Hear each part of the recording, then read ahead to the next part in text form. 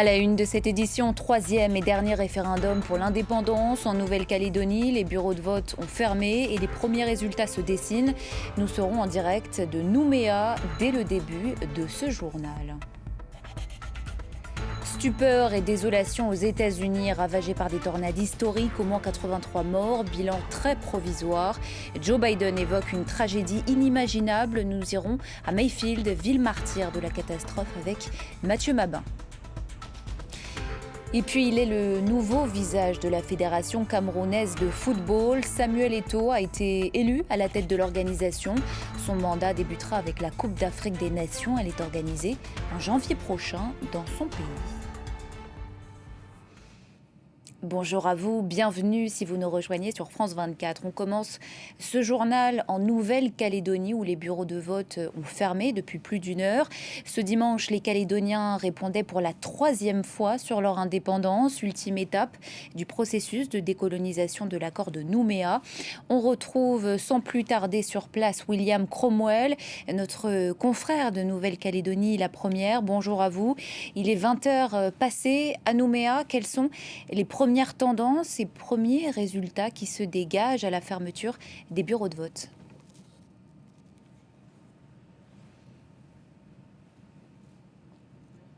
Eh bien, le non à l'indépendance devrait l'emporter. Les premiers chiffres ne laissent pas de doute. Il est majoritaire dans tous les bureaux de vote, dans des proportions qui dépassent les 60%, y compris dans les communes indépendantistes.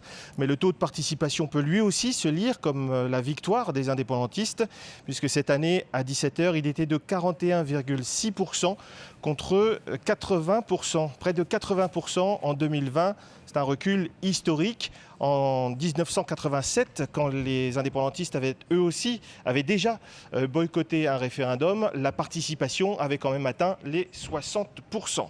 De quoi donc inquiéter les indépendantistes, de quoi réjouir plutôt, les indépendantistes, puisque leur appel à la non-participation a été bien suivi. De quoi inquiéter aussi les loyalistes, puisque derrière cette faible mobilisation, il y a peut-être une démobilisation du camp loyaliste. C'est donc la fin d'un cycle qui aura duré plus de 30 ans. Une dernière consultation qui conduit à son terme l'accord de Nouméa. À quoi faut-il s'attendre maintenant ?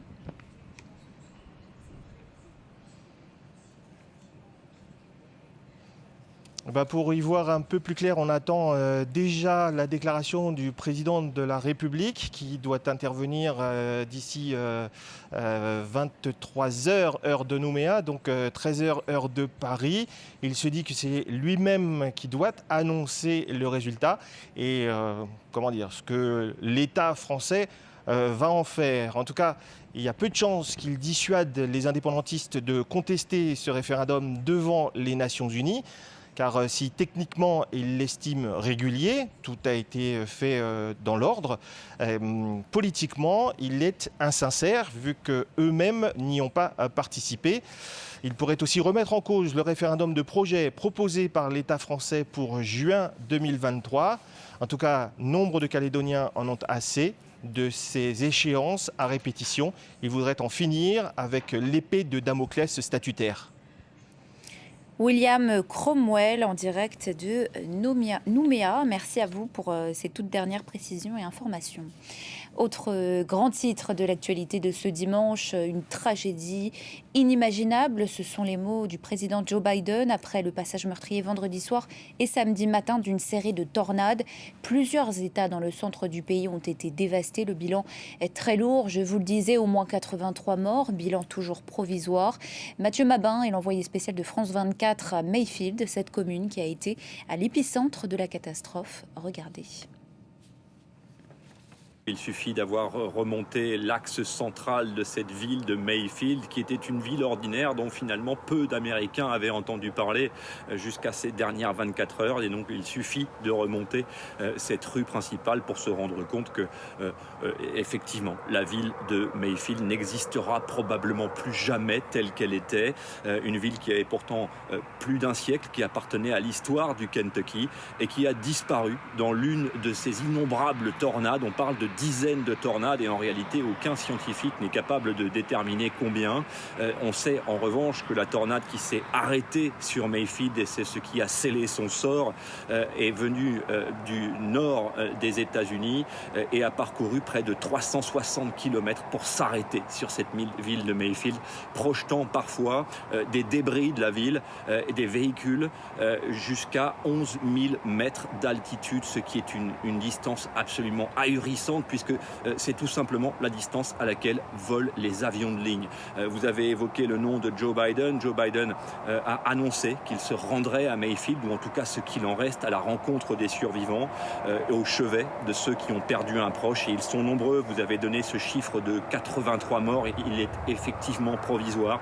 Le bilan est provisoire. Joe Biden viendra, mais il a annoncé qu'il ne viendrait que lorsque les recherches seraient terminées pour ne pas perturber justement le travail des secouristes qui sont venus nombreux de tous les États-Unis au chevet et au secours de Mayfield, Kentucky. Au Mexique, c'est l'un des pires drames migratoires de ces dernières années. Jeudi dernier, au moins 55 personnes sont mortes alors qu'elles étaient entassées dans un camion dans des conditions absolument inhumaines. La plupart de ces migrants venaient du Guatemala où 3 jours de deuil national ont été décrétés. Kevin Batista. Une prière pour ce qu'ils appellent un miracle.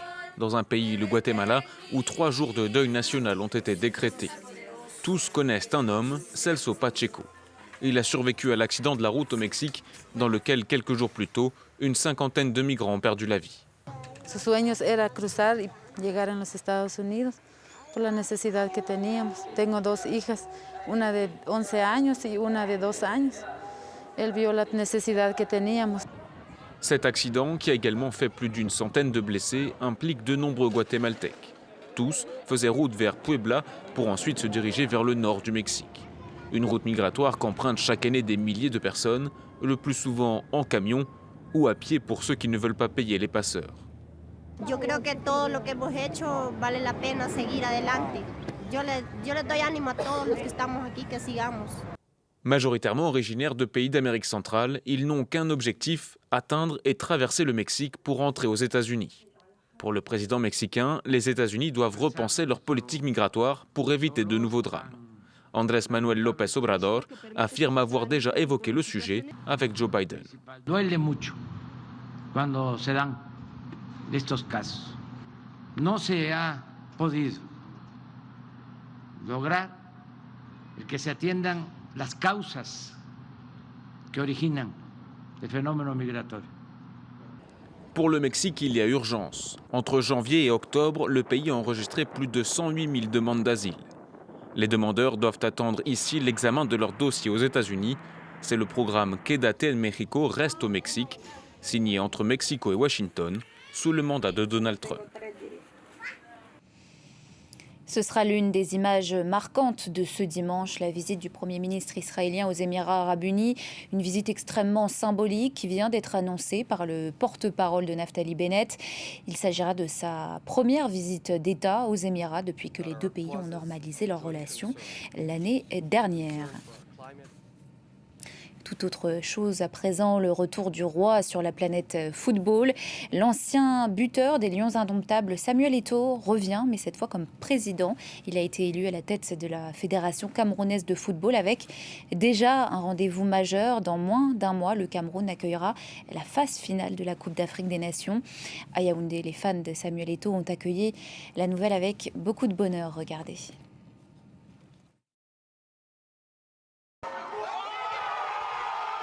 La joie des soutiens de Samuel Eto'o à l'énoncé du verdict. Leur candidat est élu président de la Fédération camerounaise de football. Vainqueur avec 12 voix d'écart, Samuel Eto'o a battu Seydou Mbombo. Sa campagne avait reçu le soutien de plusieurs de ses anciens coéquipiers. Je pense que c'est une grosse satisfaction pour Samuel et pour tous les footballeurs en fait. Parce qu'aujourd'hui, on dit souvent que les footballeurs n'ont pas leur place dans l'administration. Samuel aujourd'hui gagne des élections. Je pense qu'aujourd'hui c'est comme si tous les footballeurs devenaient présidents de la fédération, d'une fédération. Révélé au Real Madrid avant de briller notamment au FC Barcelone et à l'Inter Milan, Samuel Eto'o est considéré comme l'un des meilleurs attaquants des années 2000. Il est à ce jour le buteur le plus prolifique des Lions indomptables, la sélection camerounaise. Sur les réseaux sociaux, l'ancien joueur dit vivre avec cette élection le moment le plus fier de sa vie. Parmi ses promesses de campagne, développer le football féminin et lutter contre la corruption, des actions attendues par ses soutiens. Je pense que beaucoup de choses vont changer. J'attends de ce président, M. Samuel Eto'o, de rassembler les footballeurs camerounais, de rassembler les acteurs du football et de faire jouer et de donner égalité de chance entre un enfant d'un arrondissement et ceux de la capitale.